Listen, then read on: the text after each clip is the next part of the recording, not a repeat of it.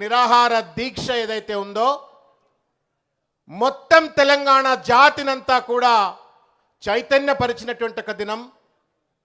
తెలంగాణ రాదు పోదు అనుకున్నటువంటి ఒక వాళ్లకు సైతం తెలంగాణ వస్తది అట్లెట్ల రాదు అని చెప్పని బరిగీసి నిలబడి కొట్లాడేందుకు ఒక ఆత్మస్థైర్యం కల్పించినటువంటి ఒక మహత్తరమైనటువంటి ఒక దినం ఈ దినం. వాస్తవానికి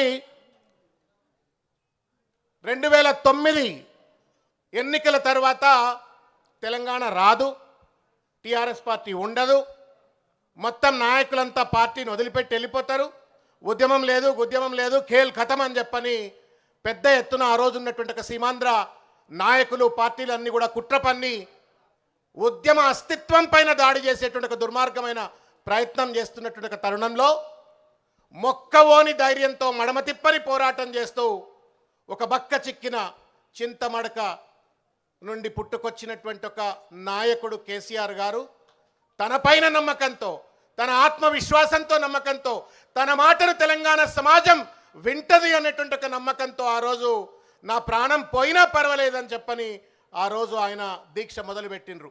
ఒక్కొక్క మాట ఒక పాశుపతాస్త్రం లెక్క ఉంటుండే, ఒక్కొక్క మాట ఒక ఫిరంగి లెక్క ఆ రోజు ఆయన మాట్లాడుతూ నేను చాలా సందర్భాలు అనుకునేది, ఒక వ్యక్తి ఇంత పెద్ద ఎత్తున ఫీనిక్స్ బర్డ్ లెక్క పార్టీ సర్వనాశనం అయిపోయింది, పార్టీలో ఉన్న వాళ్ళంతా దుమ్మెత్తిపోస్తున్నారు, అయినప్పటికీ కూడా నిటారుగా నిలబడి పార్టీని నిలబడి ఉద్యమ నినాదాన్ని నిలబడి ఉద్యమ అస్తిత్వాన్ని కాపాడుతూ ఉన్నాడే అని చెప్పని ఆశ్చర్యపోయేటువంటి రీతిలో ఫీనిక్స్ బర్డ్ లెక్క it rises out of its ashes అన్నటువంటి రీతిలో కేసీఆర్ గారు 2009లో ఆయన దీక్ష మొదలుపెట్టినరు. ఆ దీక్షను భగ్నం చేసి అనేక కుట్రలు ఆ రోజు ప్రభుత్వం చేసింది. అరెస్ట్ చేసి ఖమ్మం ఎక్కడనో మూలకు తీసుకుపోయి పడేసింది, ఎందుకంటే అక్కడ తెలంగాణ ఉద్యమం ఉండదు, ఎవరు పెద్ద పట్టించుకోరు ఆ కొసకని చెప్పని పడేస్తే అటువంటి ఖమ్మంలో కూడా కేసీఆర్ గారి యొక్క ఉద్యమ జ్వాలలకు ప్రేరేపితులైపోయి పెద్ద ఎత్తున పోరాటం చేస్తూ ఉంటే తప్పనిసరి పరిస్థితుల్లో తీసుకొచ్చి ఆయనను నిమ్స్ ఆసుపత్రిలో పెట్టినారు. నాకు బాగా గుర్తు, నేను 2 సార్లు ఆ రోజు నిమ్స్ ఆసుపత్రిలో ఉన్నప్పుడు నేను కేసీఆర్ గారిని కలవడానికి పోయినాను. ఒక బందిపోటు దొంగనో ఒక వీరప్పన్నో ఏ రకంగానైతే ఎవరికి కూడా కలవనీయకుండా మిలియన్ బ్లాక్, నాకు బాగా గుర్తు, మిలియన్ బ్లాక్ నిమ్స్లో ఉన్నటువంటి ఒక మిలియన్ బ్లాక్లో మూలకు ఒక రూమ్లో పెట్టినరు. ఈ కొస నుంచి ఆ కొస వరకు ఒక్క మనిషి కూడా ఉండడానికి వీల్లేదు. కేటీఆర్ గారు పోవాలన్నా, కవిత గారు పోవాలన్నా, ఎవరు పోవాలన్నా పర్మిషన్ తీసుకొని పోవాలా. పోలీసుల ప్రహారాల్లో ఆయనను అణచివేతకు గురి చేస్తూ బెదిరిస్తూ రకరకాలను ఒత్తిళ్లు పెట్టి నువ్వు నిరాహార దీక్ష మానుకుంటావా లేదా అని చెప్పని ఒత్తిడి పెడితే నేను చావనైనా చేస్తా కానీ నా లక్ష్యాన్ని మాత్రం నేను కోల్పోను, వదిలిపెట్టను, నేను ఈ యొక్క దీక్షను వదిలిపెట్టను అని చెప్పని 11 రోజుల పాటు ఆయన దీక్ష కొనసాగించిండు. తెలంగాణ రాష్ట్రం ఇవాళ ఇట్లొచ్చింది అంటే ఆయన కృషియే.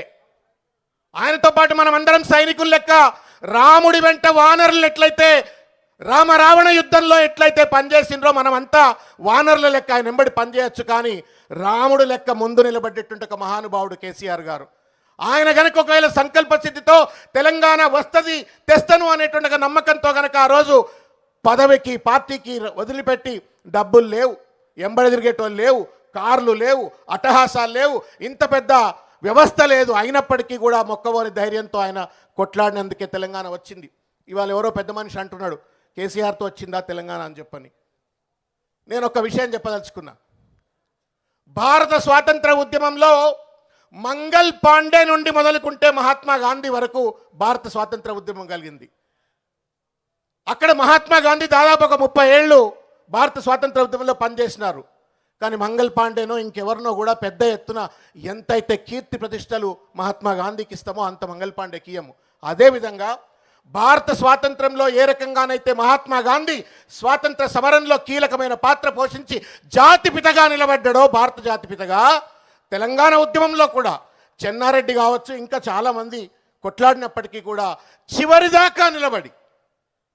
చివరిదాకా నిలబడి తెలంగాణ సాధించుకోవచ్చినటువంటి ఒక తెలంగాణ జాతిపిత కేసీఆర్ గారు, తెలంగాణ జాతిపిత కేసీఆర్ గారు, సంస్కారవంతుడు కేసీఆర్ గారు.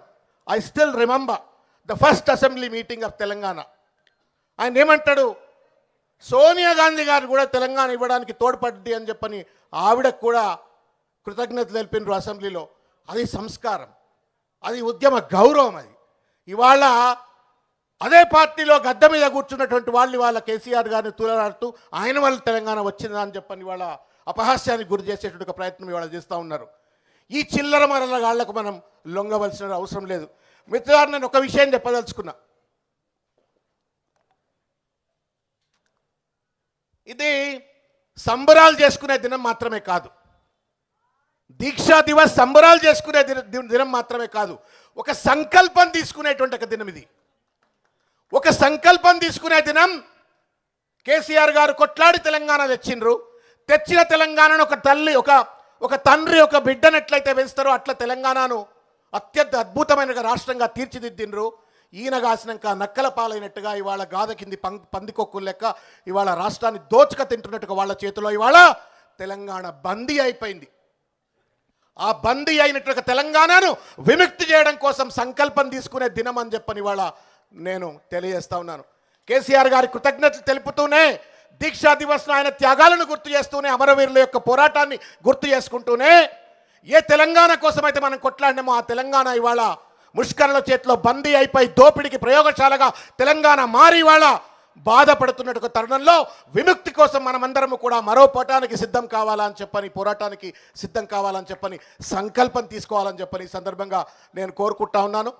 మిత్రులారా, భవిష్యత్తులో ఇంకా ఉండేటువంటి ఒక 3 సంవత్సరాలు అత్యంత కీలకమైనటువంటి ఒక దినాలు మనకు.